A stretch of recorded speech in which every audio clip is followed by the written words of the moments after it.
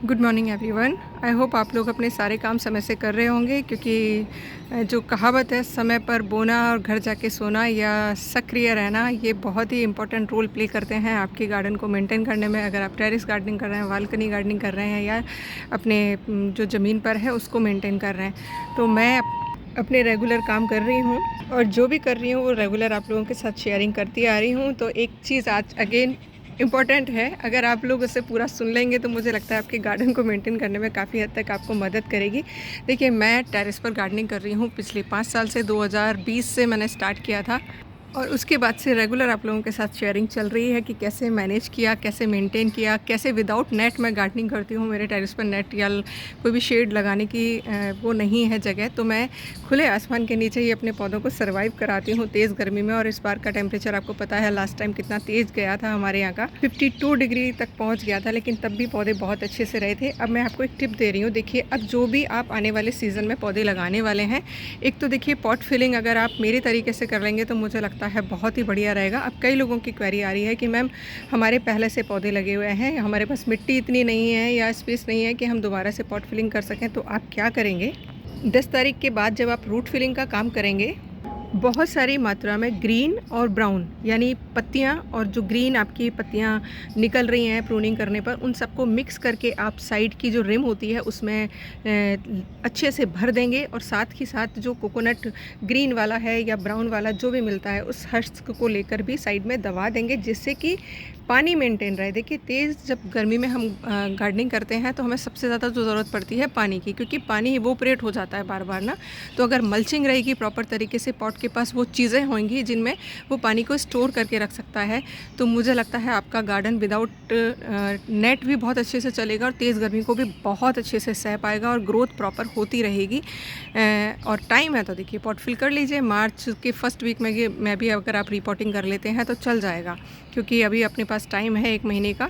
तो उसमें आपका जो भी आप मटेरियल भरेंगे पॉट्स में, वो डिकम्पोज्ड हो जाएंगे काफ़ी हद तक और उनमें आप कोई भी प्लांट लगा पाएंगे। मेरे टेरेस पे चूँकि बहुत ज़्यादा प्लांट है तो मैं सबकी रूट फिलिंग नहीं कर पाई हूँ, लेकिन जितनों की हो गई है उतनों की ठीक है, बाकी को स्टॉप कर दिया। अब मैं आप काम कर रही हूँ प्रूनिंग का। जैसे देखिए, मैंने कल कड़ी पत्ते को कर दिया। अब देखिए अगेन एक और टिप, क्योंकि जब हम लोग खुले आसमान के नीचे गार्डनिंग करते हैं तो एक चैलेंज रहता है कि बड़े पेड़ हमारे टेरेस पर ज़रूर होने चाहिए जिसके नीचे हम लोग छोटे पौधों को रख सकें। तो मैंने एक ये कड़ी पत्ते को एक पेड़ के रूप में डेवलप कर लिया है, और ये जब वोशी हो जाएगा तो इसके नीचे ये जितने भी मेरे गुलाब हैं वो सारे के सारे रखे रहते हैं और तेज़ गर्मी से बचे रहते हैं। उसी तरीके से ये चांदनी का पौधा है, काफ़ी बड़ा हो गया है, एक सब्जी के कैरेट में लगा हुआ है। इसको मैं कोशिश करूँगी इस बार थोड़ी सी मिट्टी और एक्स्ट्रा दे दूँ, क्योंकि ये सूख जाता है गर्मियों में, मतलब थोड़ी सी पानी की कमी होते ही इसके नीचे मेरे काफ़ी सारे पौधे आ जाते हैं। तो इस टाइम पर जब आप प्रूनिंग कर रहे हैं तो कुछ पौधों की हार्ड प्रूनिंग मत करिएगा। अगर आप उन्हें बड़े ट्री के रूप में डेवलप कर लेते हैं तो यकीन मानिए आपको बहुत सुविधा हो जाएगी तेज़ गर्मी से अपने पौधों को बचाने के लिए। जैसे देखिए, ये करेर का पौधा है, इसको मैं बिल्कुल भी टच नहीं कर रही हूँ, पर हाँ, इसको मुझे एक थोड़ा सा बड़ा पॉट देना पड़ेगा 12 इंच का, जिससे कि ये प्रॉपर ग्रोथ में रहे और इसकी बार बार पत्तियाँ ड्राई ना हो, क्योंकि तेज़ गर्मियों में फिर पानी की कमी के कारण पत्तियाँ ड्राई होने लगती हैं। क्योंकि इसके नीचे काफ़ी सारे जो मेरे पौधे हैं छोटे, वो आ जाएंगे और बहुत अच्छे से सर्वाइव करेंगे। और जितना भी ये मटेरियल निकल रहा है, देखिए इसमें से मोटा मोटा जो पार्ट है वो तो आप ग्रो बैग्स को भरने में काम में ले लीजिएगा, लेकिन जो नीचे छोटी पत्तियाँ हैं उनको चॉप करिएगा छोटे छोटे पीसेज में, और अपने जो भी पॉट्स हैं उनमें मल्च कर दीजिएगा। यकीन मानिए ये इतना शानदार वर्क करता है आपकी गार्डनिंग में। जैसे जैसे आपके यहाँ पर तेज़ गर्मियाँ पड़ने लगेंगी, आपके पौधे को ये बहुत ज़बरदस्त शेल्टर प्रदान करता है, और साथ ही साथ मिट्टी में जो रहने वाले जीव हैं उनको भी सुरक्षित रखता है, और पोषण तो आपके पौधे को मिल ही जाता है जब ये डिकम्पोज्ड होता है। तो प्लीज़ इस चीज़ का ध्यान रखिएगा।